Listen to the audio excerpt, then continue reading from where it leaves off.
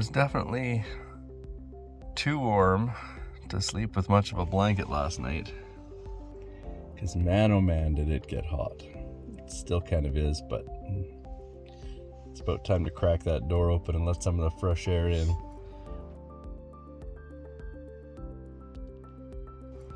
Sun's risen, kinda. With the mountains, you really never know. The sunrise is always different depending on where you're parked. But this spot was actually pretty decent. The only thing it didn't have was a bathroom. You have a pee jar. Yeah, thank goodness for the pee jar. But And a toilet. oh yeah, and a portable toilet, but you have to actually get that one out. But I guess it's time to get rolling. We've been running from the smoke the whole time. Really, the smoke kind of just started to get thick around Edmonton when we left.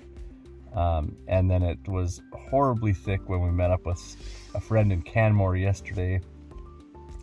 Not so bad there, but all the way from there to where we are now, it was like insanely thick. Some points you could only see like literally a kilometer, 500 meters ahead of you. But I think for the most part, we are west and, well, we're not south of the fires, but we're west of them all. And the prevailing winds are to the east, so I think we're good. Anyways, we're gonna get up. We have a decision to make. We can either try to chase Foresty Forest. We kind of know the direction he's gone.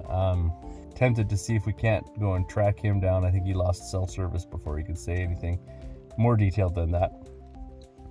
But our other option is to just go to Squamish, where I've got some family and we're gonna do some mountain biking and some hiking and some relaxing and yeah.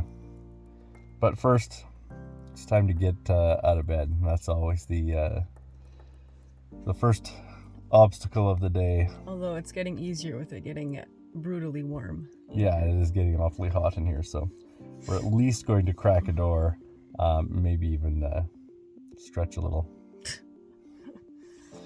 and eat. That's actually coffee. Step 2, coffee. Steve Wallace has his step 2. Our step 2 is my step 1 is doesn't include alcohol.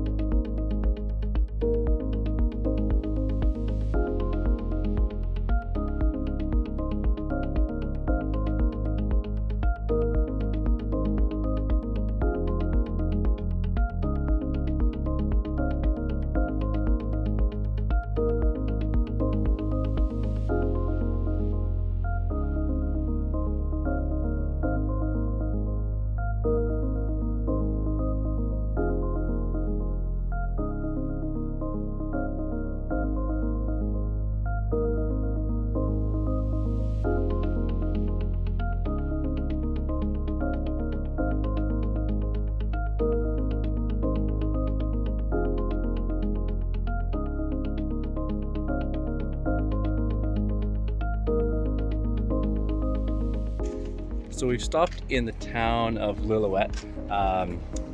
Just gonna make some breakfast, aka eat some leftovers.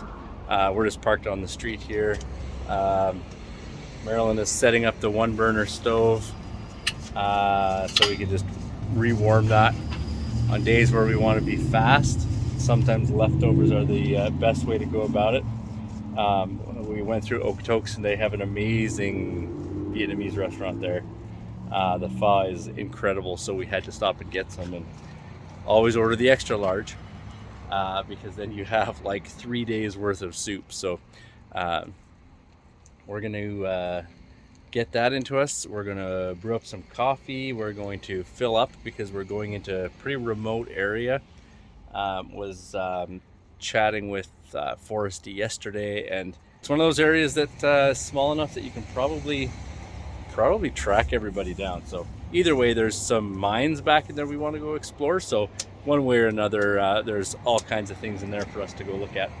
But let's get to breakfast, and then we'll hit the road.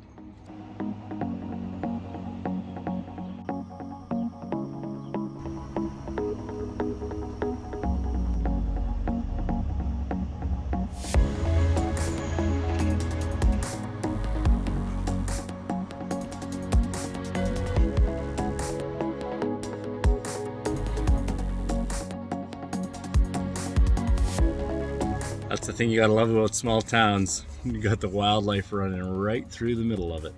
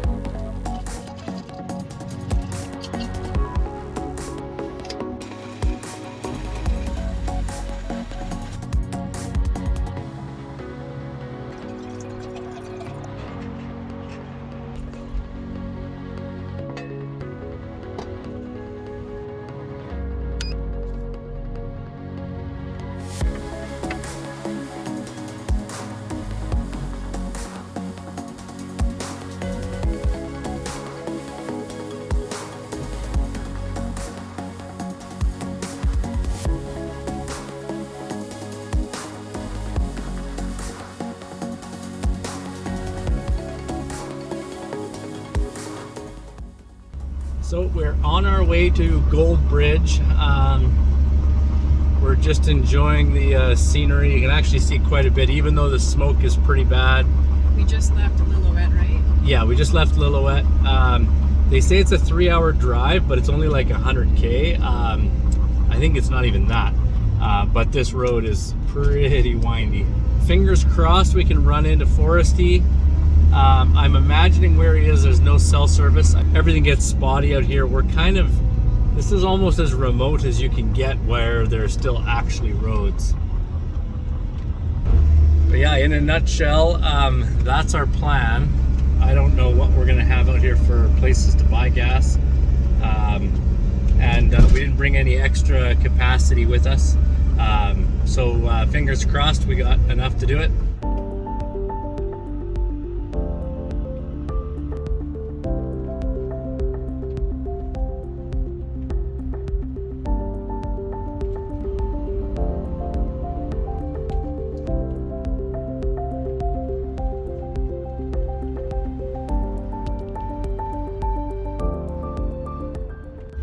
Well, no wonder Google estimated 3 hours for a 60 or 70 kilometer drive.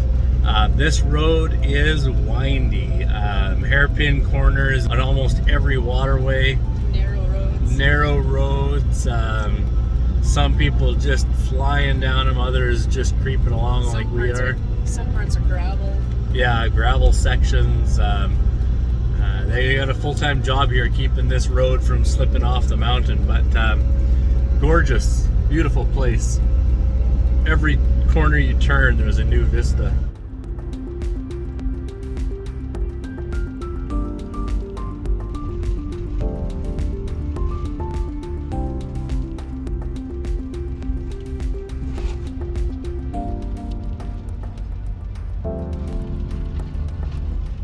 So this is pretty cool.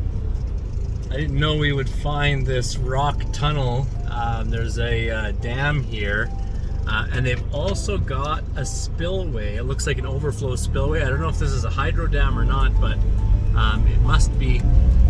Either way, it's super cool the way this tunnel goes through this mountain. They literally blasted their way straight through. So we might have time on the way back to go to the town Seton Portage, I think it is. There's another one there too, but at 25K, that's probably a few hours travel on these rough roads. So we'll keep going to Gold River for now, and on our way back, who knows? It's a nice thing about having being on a trip with no destination. Doesn't matter where you go, you don't have anywhere to be.